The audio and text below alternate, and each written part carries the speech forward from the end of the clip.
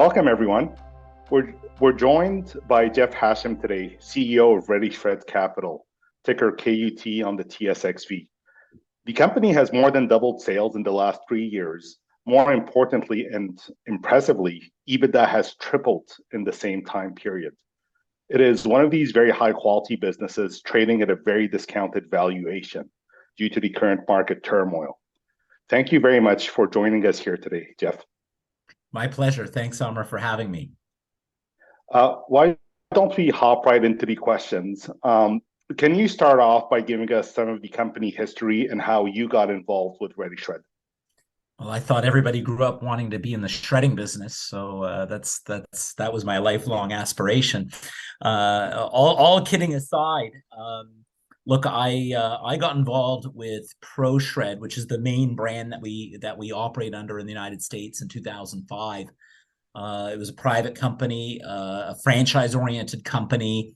My past lives, I'd done turnarounds and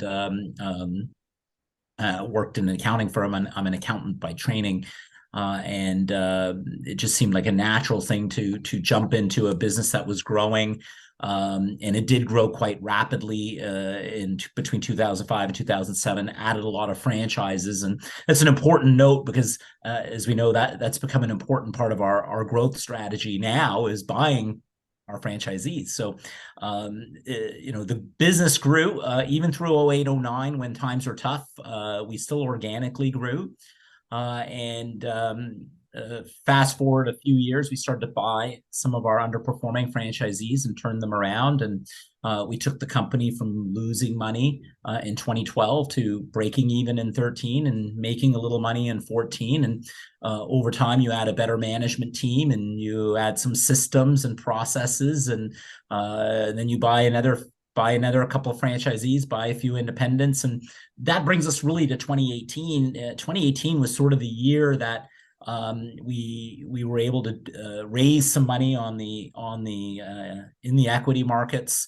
We were able to deploy those funds on larger independents and larger franchisees. And if you look from 2018 to now, we've done $70 million in acquisitions.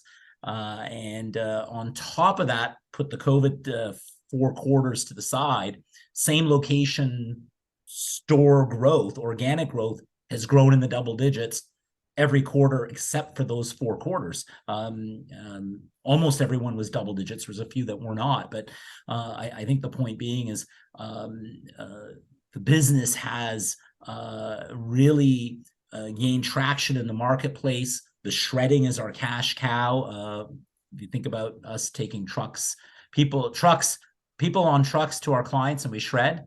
And then that created opportunities for us to get into other businesses like e-waste, ProScan, which are a scanning business. Let's see what other very information-oriented businesses that we can get into that tap into that market that we have. So yeah, just sort of got here organically, got here by putting our head down and working on the business and the nuts and bolts of it, and adding good people along the way. I think that's the most important thing, Amr. Then for the benefit of everybody, how is it that you only provide shredding services in the US and not in your home base of Canada? And can we see you guys in Canada in the future? Yeah, so one of the reasons I got involved in 05 was a year before that, Iron Mountain, one of the behemoths in our space, they didn't have a shredding business in Canada. So they actually bought the book of business and the trucks from the former owners of PROSHRED Canada. And the former owners of PROSHRED Canada also had started this franchise business, PROSHRED, in the US, and Iron Mountain didn't want that. So the group that I worked for bought that sort of all of the IP, all of the name, other than in Canada at the time, all of the franchisees. We assumed the franchise agreements, and we took it from there. Now, Iron Mountain has abandoned the name in Canada, but you sort of look at, we couldn't use the name in Canada, so we just sort of did it in the US. And what a great market, right? I mean, you've got 50 major cities in the United States that are, I mean, if you sort of think of they're Toronto-like or Montreal-like or Vancouver-like in size, and you've got 50 of them. So that's a great opportunity. We haven't even come close to scratching the surface. Will we come to Canada at some point? Perhaps.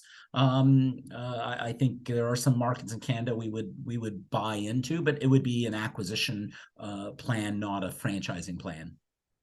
Fantastic. So I'd like to go back to one of the points you mentioned in your intro about like organic growth. We are printing less, it's a fact. And this is the number one question that I get. How is it that you're growing your shredding business organically? Yes, and look, I think it's a very important point. And I'm going to start with the negative and come to the positive. The negative is that people are no longer storing paper. They're not physically. They're storing it digitally, which is great for us because we have this ProScan business, which we'll talk about in a moment. But physically, there's a decline in storage of paper. Now, here's the good news. For Iron Mountain, the good news is there's so much paper on the shelves, whether it's Iron Mountain or their competitors or people just storing it in their basements. There's decades worth of paper to shred. Having said that, that is a declining business, a very slow declining business. But what has digitization caused? Digitization has caused us to create an environment of paper on demand, where we will be in an office, we may type out a document. We might print it. We might print it to share it. We might print it to edit it. We might print it for whatever purpose. And then the minute you've used that piece of paper, there's no way you can throw that in the garbage without taking a pretty serious information security risk. So put it in our bin and on a service. So typically our customers are every 4 weeks at $100 per service. That's less than coffee service in most offices. And we'll take care of that from a security perspective. We'll take care of that from a recycling perspective. So you don't have to worry about it. It's easy for the client. It's another office service. That's driving our growth. That's scheduled recurring service driving your growth. If you want any type of revenue to drive your growth, it's recurring revenue because it's going to be there forever. And so yes, our event-based business, the purge-based business, is still growing. We're still getting more and more of those clients. They're not quite as big as they used to be, but we're just getting a lot more because of our brand presence. But that scheduled is something we have salespeople in every market, and that's all they do is I'm here in New York today, and the Empire State Building's down the road, and my salespeople are selling into that building and the building next to it and the building next to it for a recurring service. Fantastic. I mean, you've touched on electronic shredding and scanning. Maybe can you speak to these businesses? How did you guys enter these businesses? Then what is the potential, I guess, for both of them? Yeah, let's start with the e-waste business. We bought that in 2019, early 2019. Our PROSHRED Kansas franchisee at the time also had an e-waste business. And we said, well, this is interesting because we're leveraging our customer base at PROSHRED to provide electronic waste services. And when we dug into that business, we went, wait, this is an interesting business. This business predominantly takes old computers, iPads, iPhones, and in particular computers, takes up the hard drive and we shred the hard drive. We put in a new hard drive, we refurbish that computer, and there's a massive secondary market in third world countries predominantly that will buy these computers. Whatever we do not refurbish and resell, well, that still gets recycled and we get paid for the recycling. So this business is chunkier. It's for lack of a better word, it's more event based, but there's a massive demand for this for the end product. And as we probably all know, I just got a new computer. Here, every 3 or 4 years, we get a new computer. What do you do with the old one? It typically will go to centers like us. So what's our growth strategy in that business? Well, we've been growing from Kansas more geographically. We can send tractor trailers to Chicago or Oklahoma City in the Midwest and bring product back to our Kansas facility. That's where it is. I would like to look at other opportunities to buy other similar businesses, and there will be opportunities, and that would make sense. ProScan is new age storage, if you really think about it. So first of all, taking archive paper, digitizing that, and then either giving it back to the client so they can put it on their cloud, or we can host it for the client. But here's the beauty of it, and here's why this is going to beat physical storage. When you put a box on an Iron Mountain shelf or one of their competitors' shelves, I always pick on Iron Mountain because they're the big guys. Well, if you want a document out of that box, you have to pay a retrieval fee, you have to pay another fee, a delivery fee, you have to pay all these fees just to get your own document back. It's very inefficient. When you digitize a document, and then when we digitize it, we'll index it so it's searchable for the client. It has OCR, optical character recognition. Now the client gets this and they can search their own document. They don't have to pay any retrieval fees. And we all know it's cheaper to store your documents on the cloud than it is physically. So this is going to replace physical storage over the next 20, 30 years. It just will. I come back to my earlier comment. So ProScan is a great business in that we bought that from our Springfield, Massachusetts franchisee. We have three locations, one in Charlotte, one in Richmond, one in Springfield, Mass. We're looking to open one in Miami, Florida as well, where we can use our existing facilities, start small, put some scanners in there, service some small contracts, and then grow from there.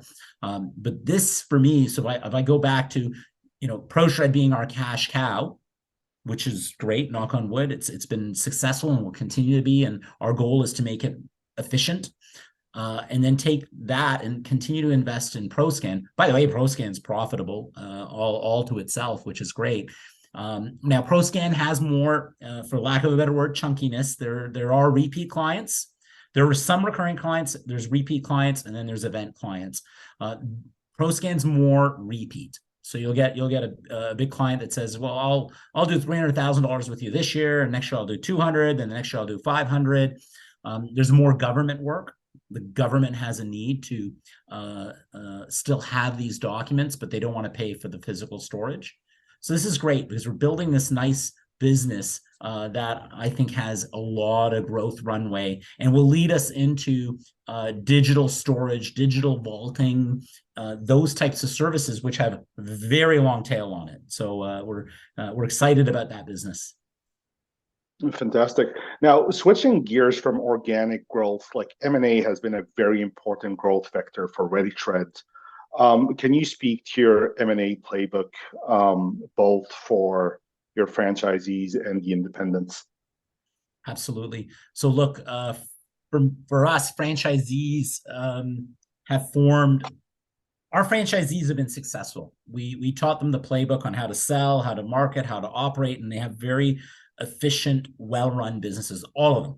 And so when we buy them, when they're looking to retire, they have built businesses that are extremely valuable and extremely successful, and most importantly, have very strong recurring revenue, have modern truck fleets, have good route density. So when you buy one of those, and we've got still $30+ million in revenue in the hands of our franchisees, $10+ million in EBITDA in the hands of our franchisees as of the recording today. And most of them are 60 years old or over. Most of them have been in this business for 10 or more years. The sheer demographic that they're in, coupled with that, they all have businesses that are extremely valuable. They're going to sell in the next 3 or 4 years. What does that do? That creates a hub in a marketplace. I'll use our most recent acquisition. We just bought our Philadelphia franchisee. They've been in it for 15 years. I remember actually opening that franchisee in 2006. They've been in it for 15+ years. They're in their 60s. They want to retire. Wonderful. We bought it. What does that open up for us now? There's independents in Philadelphia that are 1 or 2 or 3 trucks. Now we can buy those, and we can buy those at very good valuations because they do not have either the recurring revenue or the modern truck fleet or the route density that we have.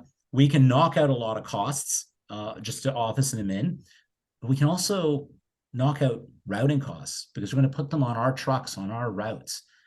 That is the actual magic for us in this business to creating very accretive acquisitions by having the franchisee, that's the hub, and then having the independent that tucks into it. That's the secret sauce for us. Not very secret, but you need to have that infrastructure first. And we're very fortunate that we still have 15 more franchisees to buy as of this moment. And there's 750 independents in the United States, of which 90% are 2 trucks or less. I mean, just 5% of that independent market is equating to about $35-40 million in revenue. Let's use 10 million in EBITDA, not including anything we can knock out in terms of cost or routing efficiencies or anything like that. So doing what we've been doing, there's a lot of runway, a lot of opportunity. That doesn't include scanning businesses we can buy, doesn't include e-waste business we can buy, doesn't include, I mean, this is, you can tell I'm pretty excited because we've got the playbook to keep doing this and to get better. And that doesn't mean we're not going to continue to learn.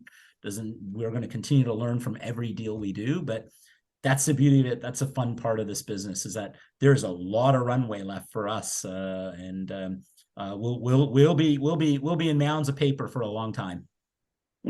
Great.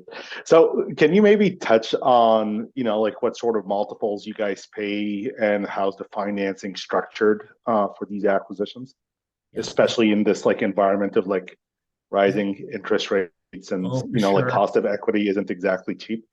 Well, no, absolutely. So look, I mean, we've been fortunate. We've been doing it, I think, right all along. So let me talk about franchisees. So franchisees, and we have a formula.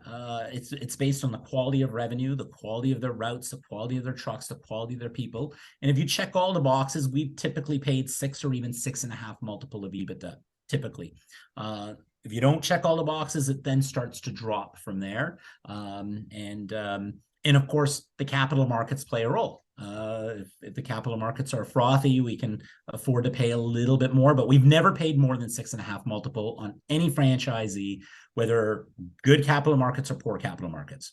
Never paid more than 6.5. So we're paying reasonable amounts. But again, then what do we, and how do we finance that? We've typically financed that between our equity, which is usually about 50% of our cash, and then 50% would be bank debt and earnout. We always have an earnout on these. So the nice thing about the bank debt is, we'll get the bank debt, and obviously that's lower cost of capital, and we pay that off over 7 years.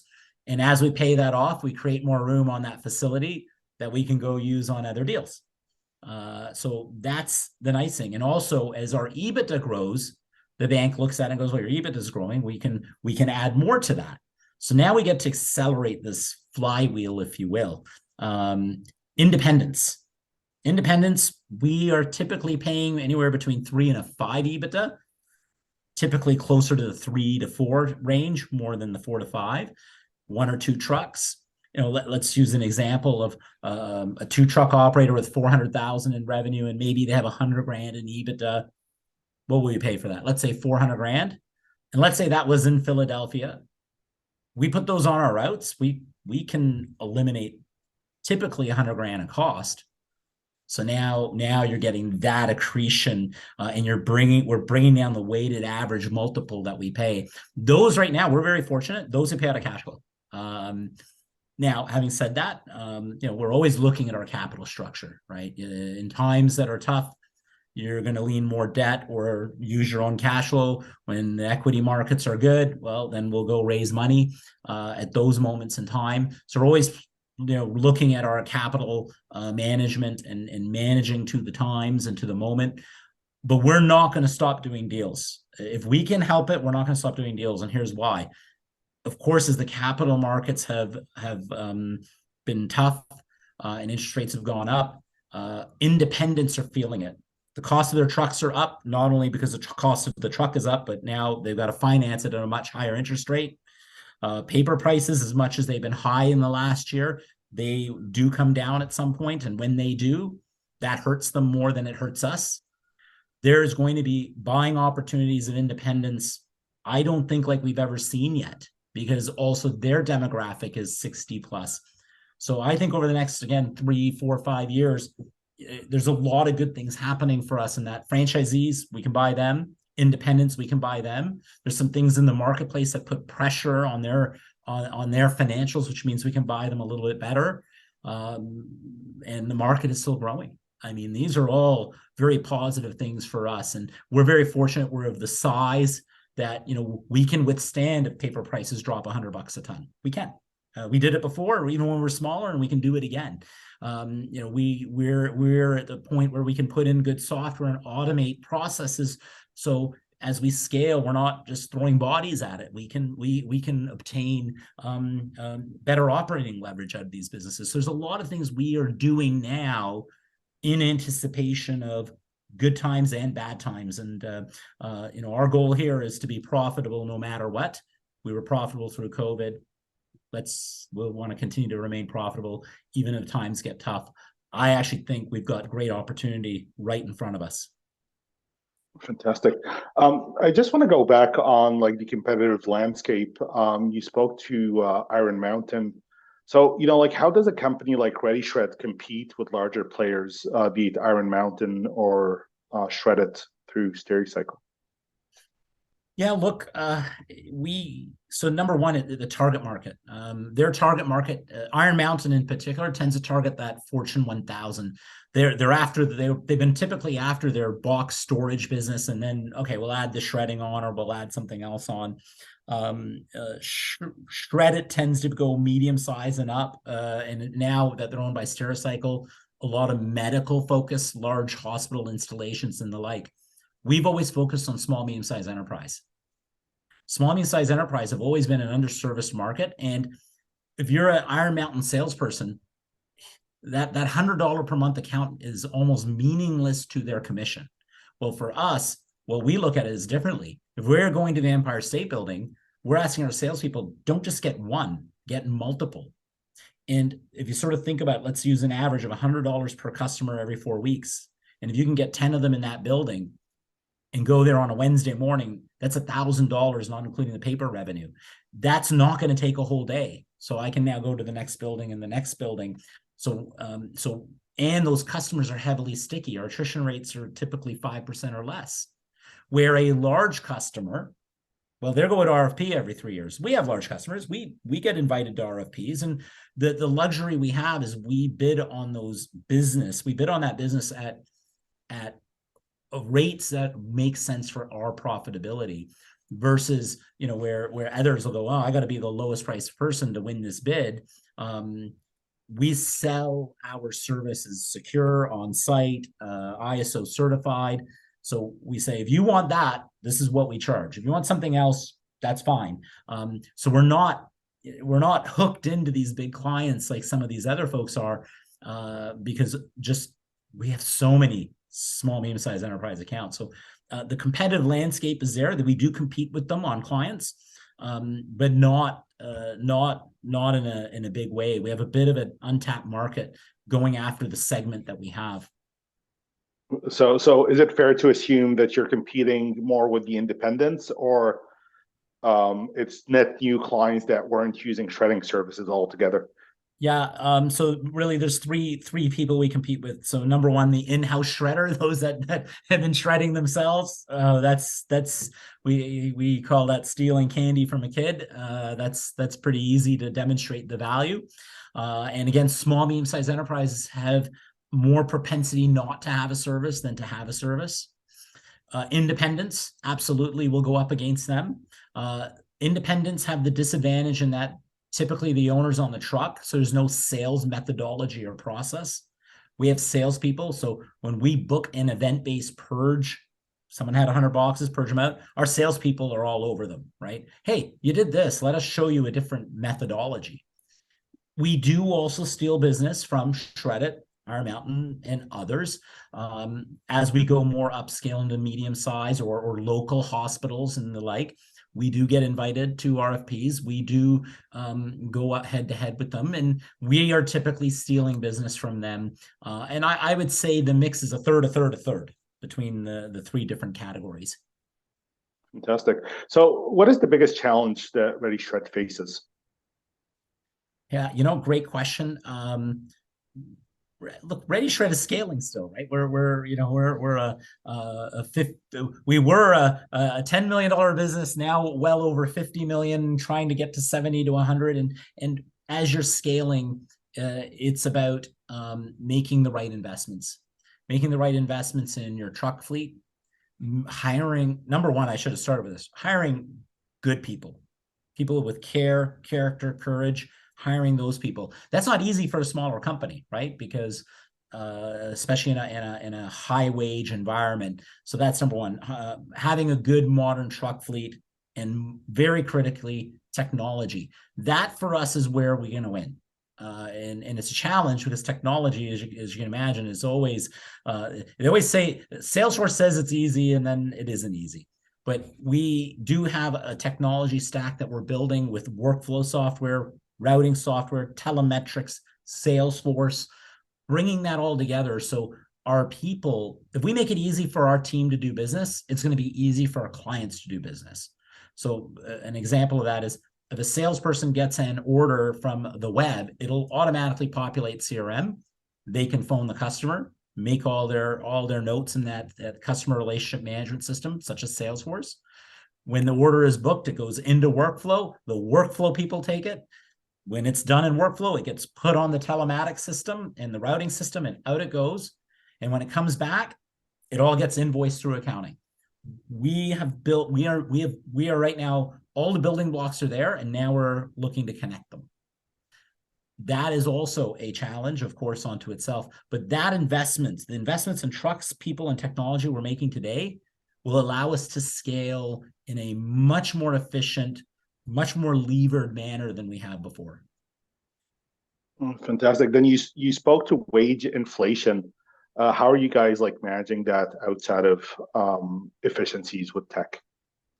Yeah, look, so efficiencies help, price increases help. So our recurring customers have received price increase this last part of the year, which is good. And this was not a 2 or 3%, given the current inflationary environment has been 7-9%. We've been in that range. Our new customers we're adding on, we're typically not scheduled clients, recurring clients. We're typically not providing discounts. The event-based purge clients, we do that market by market. If you have capacity, you want to use the capacity, we might discount that with the view to converting them to the recurring customer. That's the nice thing about our business, especially on the event-based side, is we have more flexibility, more elasticity on the pricing side. But really what we look at that as is get them in, because we can market to them again and convert them into multiple opportunities. But yes, we've had the ability to put price increases through, and we've taken them. We'll see what the inflationary environment looks like. We don't do fuel surcharges, delivery charges, insurance charges, paper reverse charges. Clients don't like that. And when fuel prices come down, well, you have to then give back the fuel surcharge. We are not. We look. The reality is that if one input is not going up, something else is. So we're very transparent with the clients, and we just say we're doing a price increase. Here's why, and we do it. I think it's much easier for the client. It's much easier for us to sell against the competitors, and we go, here's your price, and you don't need to add all these other things. Fantastic. Maybe one last one. What is management's view of the overall maturity of its existing ESG policies, processes, and systems? Well, I guess from the E perspective, we have built-in things that we do. And the nice thing about our service especially on the shredding side is we recycle everything. If you look at both the e-waste business and the paper business, the paper, all of the shredded paper is recycled and made into tissue paper and other paper products. All of our electronic is either refurbed and reused, which is a wonderful thing, or it's recycled again and made into other parts. Even if you look at our scanning business, I mean, we're putting things up on the cloud. There's no real emissions involved with that. Obviously, our trucks have emissions, and that's one of the reasons why we want to have modern fleets. Modern fleets not only save the environment, because a diesel truck today is putting out a third or less particulate matter than it did in 2007. Okay? So having a modern fleet is always going to be fuel efficient. Okay? It's going to be safe for our employees. It's going to allow us to have more throughput because they tend to be more productive. So not only does it have environmental benefits and safety benefits, but of course it has a good business benefit to have new trucks. Reduces downtime. Downtime is the killer in this business. And when trucks are down, or we can't get trucks, or there's part supply issues, that's when we feel it, because we're dependent on those trucks. So having modern fleets solves a lot of those problems, but it is very environmentally friendly. It does take care of the E. For me, the S is not as social, is also safety. New trucks are safer. We're actually working on prototypes for fire detection units in the trucks. We're leading that. We're leading that. We're not waiting for the manufacturers to do it. We have hundreds of trucks, and you can have the odd fire when something metal touches a shredder. And so what do? We've already put in prototypes of these detection units, which is great because it's going to save lives. It's going to save assets. It's a great thing for us. And then of course there's EV trucks in the future. We've already told our truck manufacturer we want to be the first to beta test one. They're not ready yet. It's a tough one. But yeah, we've got I think the thing we need to do better is we need to talk about these things and get these things in our reports, because we're doing a lot on that front. And really I'd like to be able to do more. Fantastic. Thank you very much, Jeff. Always a pleasure catching up. My pleasure, Amr. Appreciate the invite. Always a pleasure to share our story. And I want to thank Echelon for everything they do to support Redishred over all these years. So yeah, I'm very grateful.